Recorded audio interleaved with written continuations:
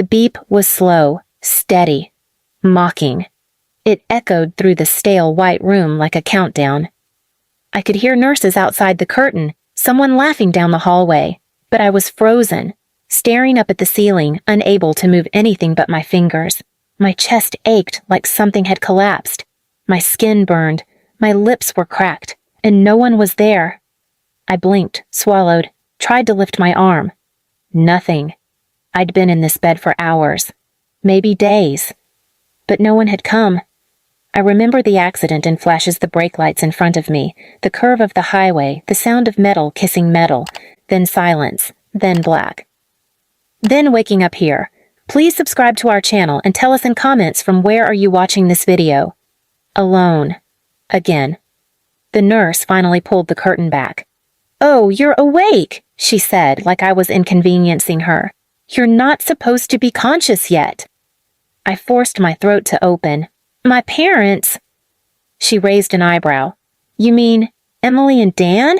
They were here the night you came in, left around midnight." "They're coming back?" She paused, then shrugged. "They said they couldn't stay. Something about, having a flight to catch." "A flight?" I blinked again, slower this time. "No," I said, my voice barely a breath. "That was supposed to be for later." "Oh, you didn't know," the nurse said, adjusting the IV line. "They left for Aruba this morning. Honeymoon trip for your sister. Said they had it planned for months." I stared at her like she was reading a script from another universe. My lung collapsed. "Yeah, it's patched now. You're lucky. Most people don't make it from blunt chest trauma like that." I looked down at the bandage wrapping my torso. "They told me," I whispered, "that they couldn't afford the deductible for my surgery." She blinked. "You're joking." "They said it was too expensive." "Girl," she said under her breath, eyes wide with quiet horror, "you almost died." I looked out the window. The sun was bright and cheerful, like the world didn't notice I was still bleeding on the inside. That evening I got the truth from the night nurse. She wasn't supposed to say anything, but I think she saw something broken in my face and couldn't help it. "They were here when the doctor said surgery was urgent. He asked if they could authorize it. Your dad said, and I quote, 'She's already lived off us long enough. If it's her time, it's her time.'" I didn't speak. "And your mom said, 'We can't miss the flight. Rachel deserves this trip.'" Rachel, my sister. She was always the golden one. Perfect GPA, perfect curls, perfect Instagram. She got a $60K wedding and a honeymoon across 3 islands. I got a cot in a corner of their house with no door and the honor of babysitting her dog when she needed a mental health weekend. Now I got silence. Silence in the room. Silence from my phone. No missed calls, no texts, not even from Rachel. The next day, I was discharged. Still sore, still coughing blood, still moving like my bones were glued together. I called my parents. It rang twice, then went to voicemail. I called again. This time, Dad answered. "What?" "You left me to die." He snorted. "Don't be dramatic." "You told the hospital I wasn't worth saving." "I told them we couldn't afford your drama. You've been a burden since college. Maybe this'll wake you up."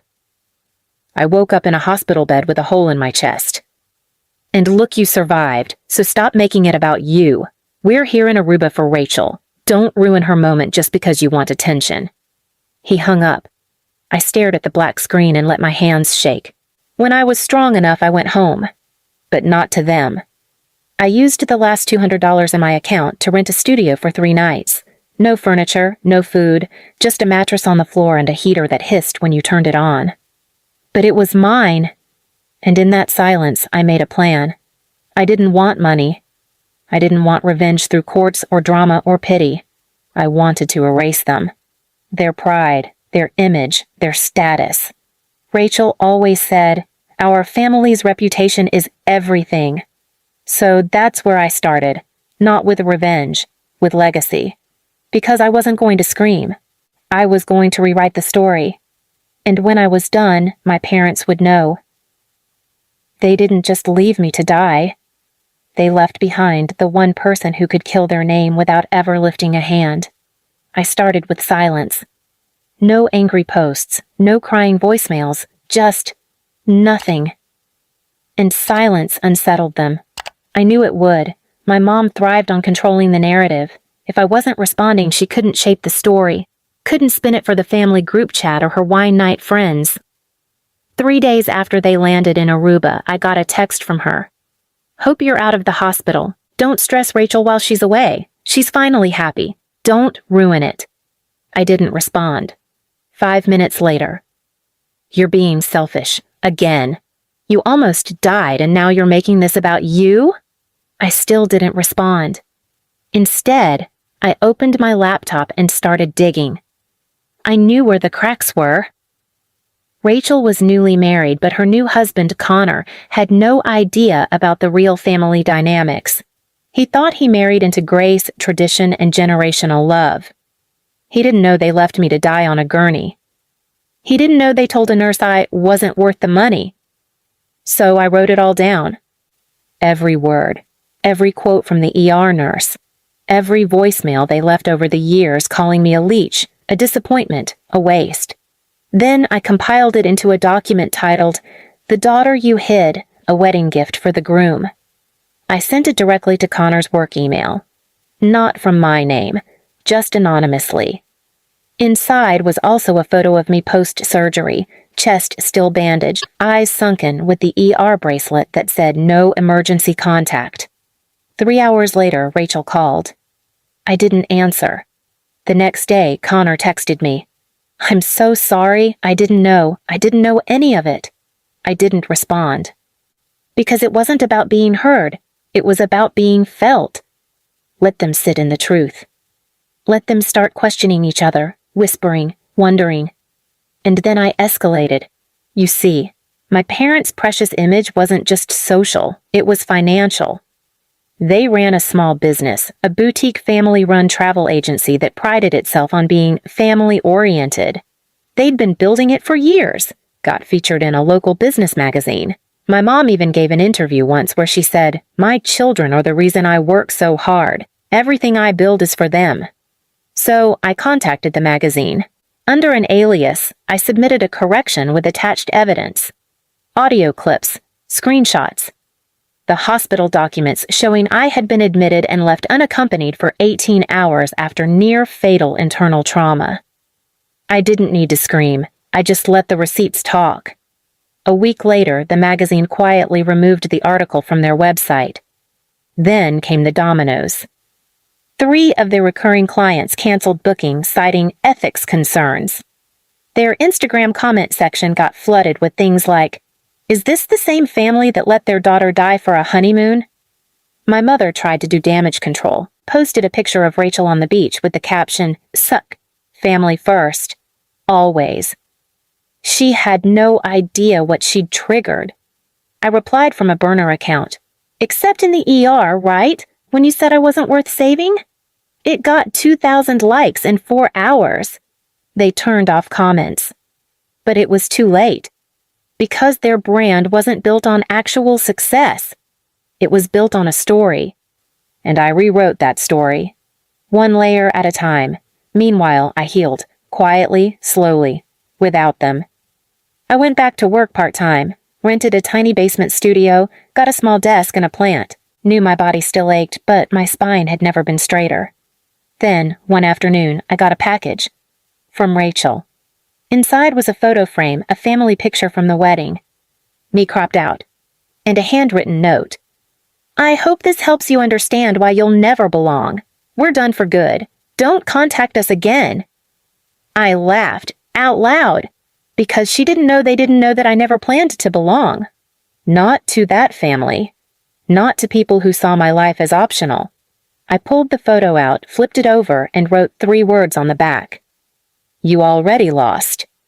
I slipped it into my notebook, the one I titled Legacy. I had 1 step left. The part that would ensure they never got their peace back. Because it wasn't just about destroying their image. It was about replacing it with truth. And truth, when delivered right, lingers longer than revenge. I didn't want their apology. I wanted them to live inside the silence they created, to feel how cold the world gets when no one believes your version anymore. But I also knew how they operated. They'd keep going, keep lying, keep rewriting, until someone stopped them.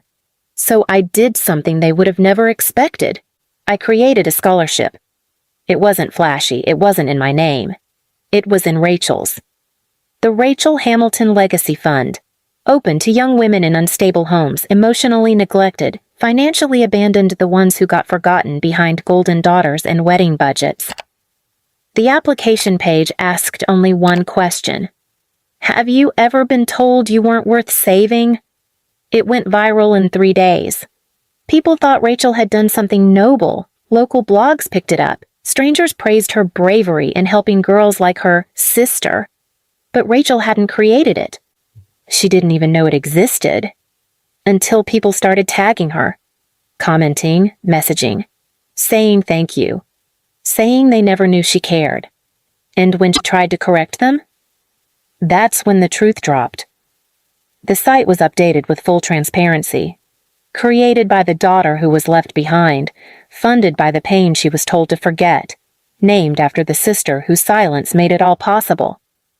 Then the documents surfaced, emails, screenshots, recordings, and suddenly the fund wasn't just a scholarship. It was a spotlight. Rachel called me screaming. "You used my name? Are you insane?" "No," I said calmly. "I'm just poetic." "You're ruining everything." "No, Rachel, I'm just naming it." She paused, then hissed, "Mom and Dad are being harassed. We've lost 4 clients. People are threatening to sue." "Good. You think this makes you powerful? You think this makes you the victim?" "No," I whispered. "I'm not the victim." "Then what are you?" "The lesson." She hung up. 3 days later, I got a call from my mother. Blocked number. I picked up.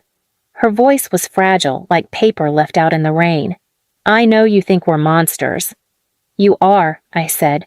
She sniffled. "We didn't mean for things to go that far. We thought—" "You thought I was disposable." "No, Rachel needed us, and we didn't know how serious your—" "You left a hospital room with full knowledge that your daughter might die, so you could drink cocktails by the ocean." She didn't deny it. Then she asked the question I knew was coming. "What do you want from us?" I looked around my small apartment, the second-hand couch, the thrift store table, the peace, and I smiled. "Nothing. But I don't need your money. I don't need your apology. I don't even need your shame. I need you to wake up every day and remember what you lost." She was silent. I finished. "And I hope Rachel watches your name rot while hers hangs on the mouths of survivors." I hung up. They never called again. The fund grew. Donations poured in from strangers who'd been forgotten too, girls with old hospital bracelets and no emergency contact, boys who'd been told they were too weak to be loved, people like me. We became the legacy. Not them. Not the people who gave me life. But the people who helped me rebuild it. 1 month later, a reporter asked to interview me anonymously for a podcast about family estrangement. She asked me if I ever missed my parents. I said, "I miss the idea of them, not the reality." She asked if I forgave them. I said, "I don't forgive people who gamble with my life. I just bury them quietly." And I did. I buried them in the truth that spread like smoke through every circle they once polished. No screaming, no courtrooms, no headlines. Just the echo of a daughter they erased, writing them out of history in return. And my scar, it doesn't hurt anymore. It's a reminder that I survived the people who made me feel like I wasn't worth the air in my lungs. And now I breathe just fine. Please subscribe to our channel and tell us in comments from where are you watching this video.